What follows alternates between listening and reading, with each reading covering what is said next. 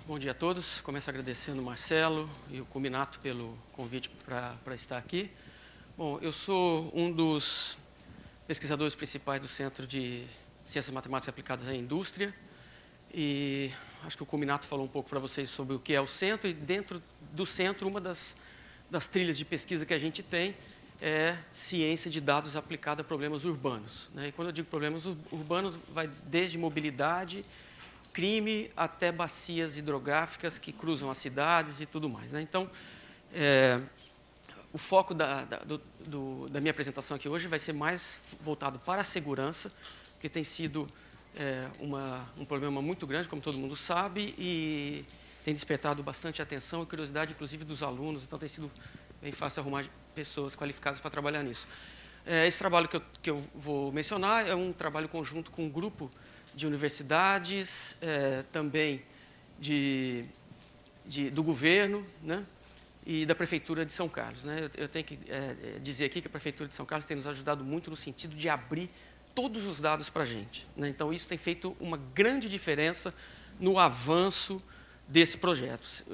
Enquanto que alguns governos são reticentes em abrir os dados para que a gente possa tentar entender os fenômenos que estão escondidos neles, na Prefeitura a gente teve uma abertura completa, tendo acesso, inclusive, às câmeras de segurança da cidade, rotas policiais e tudo. Então, isso fez uma diferença muito grande na qualidade do trabalho que a gente tem realizado. Bom, então, o que essa track dentro do CMEI tem tentado fazer? Essencialmente, empregar técnicas de ciência de dados para que a gente entenda os fenômenos urbanos, né? E também tentar entender o impacto da infraestrutura urbana, né, do ambiente e de outras variáveis mais nesses fenômenos que a gente está tentando observar. Então, a gente tem tentado entender como que essas coisas se correlacionam, principalmente voltado para criar políticas públicas de baixo custo e com grande impacto social e econômico nas cidades, né? Eu vou colocar uma linha de tempo desse trabalho voltado para crime especificamente, né, porque é o que eu vou estar falando aqui hoje, que a motivação para trabalhar com os dados do crime, na verdade, começou em 2015, com a provocação do Núcleo de Estudo da Violência, que nos chegou com uma quantidade imensa de dados de crime da cidade de São Paulo, né, desde 2006 até 2018, na época, até 2016, na época, e eles disseram, olha, a gente não sabe o que fazer com essa quantidade de dados, é muita coisa, a gente não consegue, com as ferramentas que a gente tem hoje, que era basicamente planilhas Excel que eles trabalhavam, eles não conseguiam fazer muita coisa, né? Então, a gente começou a colaboração efetivamente de maneira formal em 2016. Em 2018, a gente soltou o primeiro produto dessa parceria, que é o Crime Analyzer, e no ano passado nós criamos outras duas ferramentas. Uma delas já está sendo bastante utilizada pelo pessoal do NEV, que eu vou explicar um pouquinho, e esse ano a gente pretende entregar uma ferramenta muito mais sofisticada em termos de poder de análise e detecção de padrões, já com a colaboração da polícia, de fato, nesse ambiente, né? Então, essa ferramenta, que foi a primeira delas, o Crime Analyzer, ela tinha uma grande restrição, que era o seguinte: como a nossa relação com a polícia ainda não era de grande confiança, né, isso é um fator muito relevante, você conseguir realmente ganhar a confiança do poder público, de que de fato você vai trabalhar de maneira séria e tudo mais, eles nos forneceram os dados do crime agregados por setor censitário, né? Então, o dado era basicamente isso: eu tenho o setor censitário tal, nesse setor censitário aconteceu o crime tal, na hora tal, no dia tal. Então, isso traz um grande problema, porque no centro da cidade, os setores censitários pode ser até um prédio só, enquanto que quando você vai indo para a periferia, os setores censitários ficam gigantes. Então, o seu poder de análise, de captura de padrão, fica muito prejudicado. Mas, ainda assim, nós conseguimos, com essa ferramenta, entender alguns tipos de padrões de roubo de carga dentro da cidade de São Paulo, e conseguimos revelar, inclusive, para o pessoal da polícia, fenômenos que eles nunca tinham observado antes, né? Bom, com o passar do tempo, a gente foi adquirindo, principalmente devido aos resultados que a gente obteve nesse primeiro projeto, a confiança da polícia, aí ela passou a nos fornecer o dado do crime georreferenciado. Então, a gente sabia o endereço e até mesmo coordenadas GPS de onde o crime tinha acontecido. Isso fez uma diferença enorme no poder de análise e também na maneira como a gente podia apresentar informação tanto de padrões e também na ajuda para que a polícia pudesse começar a entender e a tomar ações, né, de maneira mais efetiva. Então, nós construímos uma ferramenta que eu estou chamando de Mirante, eu vou falar um pouquinho mais dela em instantes, mas o grande desafio inicial dessa ferramenta foi o seguinte: os dados são já referenciados, eles têm um erro de codificação, evidentemente, não vem precisamente no local, então teve todo um trabalho de limpeza desses dados e tratamento, e um tratamento estatístico para a gente ganhasse confiança na maneira como a gente estava agregando os dados em cima do mapa de ruas. Esse é o fato, né? Então, a gente agregou os dados em cima do mapa de ruas. E isso trouxe um novo desafio, que acabou sendo vamos dizer assim, um carro-chefe do nosso produto ou na maneira como a gente tem trabalhado, que é fazer todo o geoprocessamento em mapas de ruas, no grafo, né? Porque todo o geoprocessamento que é feito hoje pela polícia e pela maioria das agências do governo é feito num grid regular. Então, eles tentam fazer predições nas células do grid, e essa célula do grid não reflete as propriedades urbanas. Então, você pode ter uma célula do grid do lado da outra, mas, de fato, para um sujeito sair daqui e chegar aqui, ele tem que dar uma volta gigante. E a hora que você tenta olhar isso como vizinhança, não faz sentido nenhum, e ele acaba dizendo que uma está influenciando na outra, que, na verdade, não está. Quando você impõe o domínio de análise como sendo o grafo de ruas, propriamente dito, ainda levando em consideração os fluxos, a direção e tudo mais, isso traz uma análise muito mais precisa do que é ser fluido. Então, esse foi um desafio matemático relativamente difícil da gente superar, exatamente como agregar esses dados, como ter certeza que a gente estava agregando no lugar certo, e a gente passou um bom tempo fazendo isso. E vou dar um exemplo do que essa ferramenta é capaz de fazer, né? Então, essencialmente, você consegue escolher um lugar na cidade, você pode botar um endereço, você vai lá no mapa e escolhe aquele lugar, a ferramenta vai no mapa, busca a vizinhança e traz a informação para você como um mapa de calor, né? Então, e como um mapa de calor no grafo, de novo, né? E aí, então, você passa a ter um conjunto de mecanismos interativos que você consegue filtrar a informação para tentar entender o que está acontecendo. Então, eu coloquei 2 exemplos aqui. Uma esquina onde, num período de tempo antes de 2010, não tinha nada acontecendo, basicamente eu estou falando de roubo de veículos aqui, né? E num período mais recente, depois de 2017, ali, onde realmente aquilo se tornou uma mancha de crime, né? Vamos dizer assim. E aí, a ferramenta também permite que você faça buscas relativamente fáceis, combinando com os mecanismos de buscas do Google, para você tirar conclusões como essa, né? Então, você sabe a geocodificação, você faz um crawler no Google e ele te traz uma imagem daquela região, e você via que, antes de 2010, era proibido estacionar num dos lados da rua, né? Quando você olha uma foto mais recente, você vê que passou a poder estacionar carros daquele lado da rua. E o fato é que aquele lado da rua, se você olha aqui no mapa, é o que vem aqui para a esquerda, que cai numa avenida principal. Então, o fato de estacionar carros naquela direção permite o bandido roubar e rapidamente cair na marginal e escapar, enquanto que do outro lado ele tinha que dar uma volta dentro do bairro para poder escapar. Então, isso pode ser um dos fatores que leva, né, ao aumento do roubo de carros naquela região. Obviamente, não estou dizendo que é um fator causal, mas tem uma correlação, ok? Bom, quando a gente começou a brincar com essa ferramenta, a gente já percebeu que um dos problemas dela é que ela era absolutamente local. Eu tinha que escolher um lugar para poder entender o que estava acontecendo ali. E a grande preocupação nossa era assim: será que tem outros lugares na cidade que têm o mesmo comportamento dessa localidade? Porque, se tiver, eu resolvo aqui, aplico a mesma metodologia para os outros lugares e vou ter resolvido o problema em vários lugares ao mesmo tempo.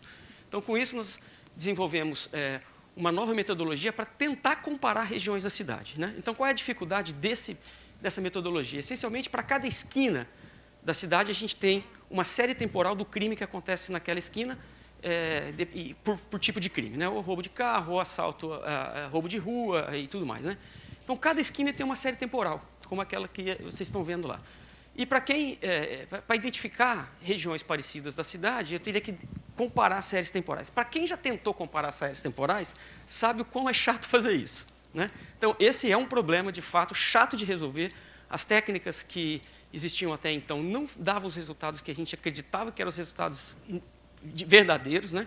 Então, a gente começou a desenvolver uma metodologia, primeiro, para tentar identificar quais eram as regiões realmente importantes. Então, a gente criou um modelo matemático e estatístico para dizer, olha, quais são os lugares que têm mais chance de ter um crime na cidade primeiro, né? Então, o primeiro resultado interessante que a gente teve foi esse aqui, que esse modelo matemático de 20 mil esquinas que a gente tinha no primeiro momento, ele apontou 1.500 como sendo as mais prováveis de você ser roubado, né? E isso corresponde a 7,6% de todas as esquinas. Porém, elas concentram quase a metade dos crimes da cidade, né? Então, se de fato você tiver que fazer alguma coisa para baixar o crime rapidamente, você deveria ir nesses locais, porque eles são os mais prováveis e concentram a metade dos crimes da cidade. Então, isso já foi um resultado bastante interessante dessa abordagem que a gente construiu. E aí, então, a gente tinha agora os problemas de comparar, para tentar ter certeza se alguns dessas esquinas eram parecidas com as outras ou não, né? Tentamos todas as técnicas tradicionais de comparar séries temporais, nada funcionava direito, e aí viemos com essa ideia de aplicar uma técnica de Deep Learning para fazer um embedding das séries temporais num espaço de dimensão alta, e aí, então, nesse espaço eu consigo comparar séries temporais com a distância euclidiana. Simples assim, né? E, a partir daí, então, a gente começou a ter resultados desse tipo, né? Então, isso é uma projeção desse espaço de dimensão alta em R2, para a gente enxergar os grupos, né?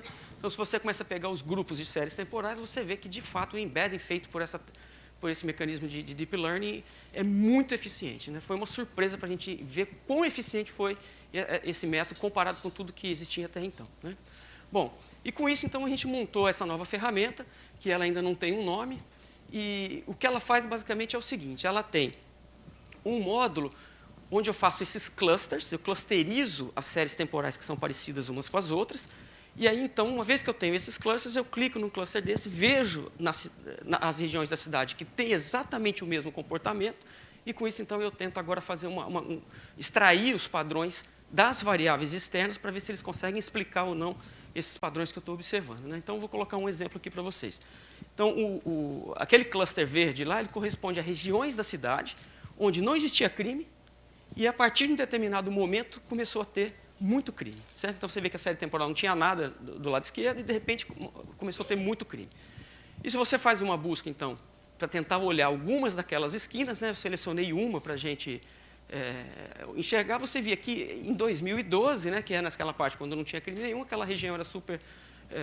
a infraestrutura urbana lá estava bem preservada e tudo mais, e em 2017 aquela região foi completamente abandonada, e isso pode ser uma das causas do fato de você ter registrado muitos crimes ali naquele padrão. Um outro padrão é diferente: eu tinha muito crime e deixei de ter, né? Então, o que será que aconteceu com as esquinas que tem aquele padrão, né?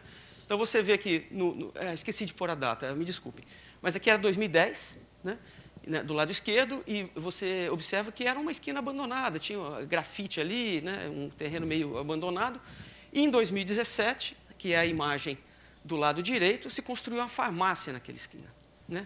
Então, com isso, obviamente, a farmácia deve ter um segurança, tem iluminação e tudo mais, e isso pode ter sido a causa da redução do crime, né?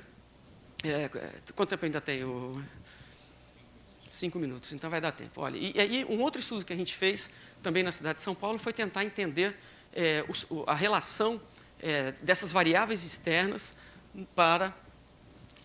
e o impacto delas em determinadas outras variáveis, né? Então, nesse caso em particular, foi um estudo também encomendado pelo NEV. Nós pegamos todas as escolas públicas da cidade de São Paulo e coletamos, num raio de 200 metros dessas escolas, 3 fontes de informação, basicamente, né? Os crimes que aconteciam, 3 tipos de crime, o valor econômico daquela região, né, se estavam em regiões A e B e coisas do tipo, né, e a infraestrutura urbana que tinha ali. Nesse momento, fomos ainda bastante humildes nessa infraestrutura urbana que a gente pegou, basicamente quantos pontos de ônibus tinha num raio de 200 metros, quantos bares tinham nesse raio de 200 metros e o fluxo de pessoas, quantas pessoas passavam por nesse entorno de 200 metros aí. Fluxo de pessoas, basicamente, olhando bilhetagem de ônibus, né? Então, foi assim que a gente fez. Bom, e aí a gente separamos nos períodos do dia, porque para a escola é muito importante você separar nos períodos de manhã, tarde, noite, madrugada. Colocamos isso numa técnica matemática chamada de Non-Negative Tensor Decomposition, que é uma técnica que revela de uma maneira bastante clara quais são os padrões principais que estão embutidos nesses dados, já fazendo algum tipo de correlação de maneira bastante otimizada. Então, a saída de uma decomposição dessa é um objeto como aquele que vocês estão vendo na direita. Essencialmente, uma figura dessa representa um padrão, né? Então, o que esse padrão está dizendo? Olha, se você olha aqui na parte de baixo, você vê que tem muito roubo a estabelecimento comercial à noite, e a quantidade de roubos é entre 30 e 500, né, nesse tipo de vizinhança. essa escola está localizada numa região com classe econômica baixa, EFGH, tem muito ponto de ônibus e assim diante. Então, todas as escolas no mapa que tem aquela cor ali, tem esse padrão. Certo? Então, o que a gente fez? Gerou um conjunto desses padrões, clusterizamos as escolas no entorno desses padrões e fomos tentar entender o que estava acontecendo. Certo? Então, uma das coisas que a gente descobriu foi o seguinte, olha, então pegamos aqui escolas estaduais localizadas em regiões de classe econômica A e B, ou seja, são escolas que estão em um lugar bom. Certo? E fomos olhar o que poderia estar acontecendo com essas escolas em particular. E o que a gente notou foi o seguinte, se você olhar nesses padrões que eu estou mostrando aí, todos eles têm muito ponto de ônibus. Então, aquela perninha lá de cima, pode ver, tem de 30 a 200 pontos de ônibus. Consequentemente, tem muito crime também. Então, se você olha a parte de baixo, tem muito crime acontecendo no entorno dessas escolas. Né? Então, existe uma correlação forte entre ponto de ônibus e crime. Aí você diz para mim, poxa, mas é óbvio, se tem muito ponto de ônibus, tem muita gente, tem muito roubo. Né? Então, isso não tem muita surpresa assim. Mas, na verdade, a gente nunca tinha pensado nisso antes de ver o padrão. Depois que você olha, você fala, pô, é óbvio. Mas até então não era. Né? E o que é mais surpreendente ainda é que a gente foi lá e foi medir o desempenho escolar dos alunos destas escolas em comparação com escolas que não tinham aquele padrão, ou seja, escolas que não tinham muito ponto de ônibus e não tinham muito roubo. E, surpreendente ou não, a gente notou que, para essas que são essas escolas que estão em laranja, o desempenho escolar dos alunos é pior. Né? Aí, quando eu apresentei isso pela primeira vez para o secretário de Segurança, eu disse para eles, resolvemos o problema da educação em São Paulo, vamos arrancar os pontos de ônibus. Né? Né? Então, assim, isso mostra o poder e a efetividade desse tipo de metodologia de ciência de dados para revelar padrões que, muitas vezes, depois que você olha, fala, poxa, é óbvio, como que eu nunca pensei nisso antes? Mas é o tipo de coisa que a gente tem feito lá. Bom, o que a gente está fazendo agora no futuro? Nós estamos criando ferramentas para automaticamente explicar os fenômenos, que, por enquanto, é meio manual. Você clica, olha as imagens e analisa você mesmo para tentar tirar a conclusão. Nós estamos aplicando técnicas de machine learning agora, com análise de sentimento e tudo mais, para você olhar as imagens e dizer, essa é uma imagem que me agrada, essa é uma imagem que me desagrada. Essas técnicas têm evoluído muito nos últimos anos, e no sentido da gente tentar realmente explicar o fenômeno que a gente está observando de uma maneira automatizada para auxiliar os tomadores de decisão no tipo de coisa que eles têm feito. Né?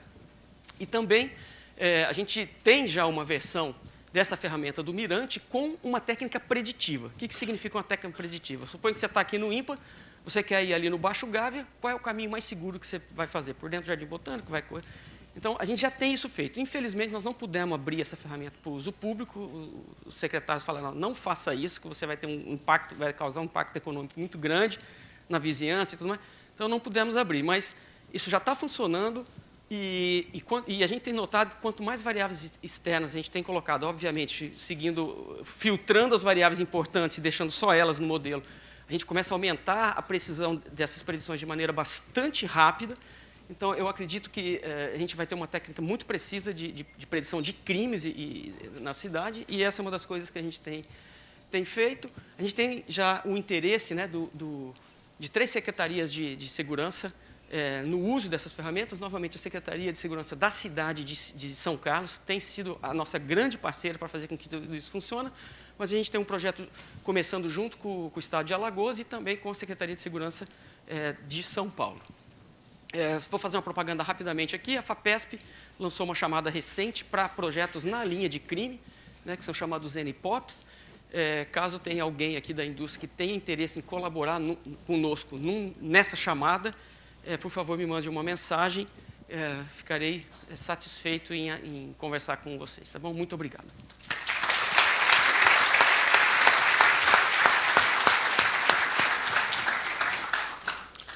Alguma pergunta para o Gustavo? Eu queria saber, não sei se o senhor falou, desculpe se o senhor já falou, sobre tempo real. Existe os seus aplicativos, ele funciona em tempo real? Alguma coisa que funciona desse tipo? A gente gera os modelos, a geração dos modelos não está longe de ser tempo real, demora para ser construídos, mas uma vez que você construiu o modelo e pluga ele na ferramenta, ele é interativo, taxas iterativas. Ok. Bom, não havendo mais perguntas, vamos agradecer mais uma vez ao Gustavo.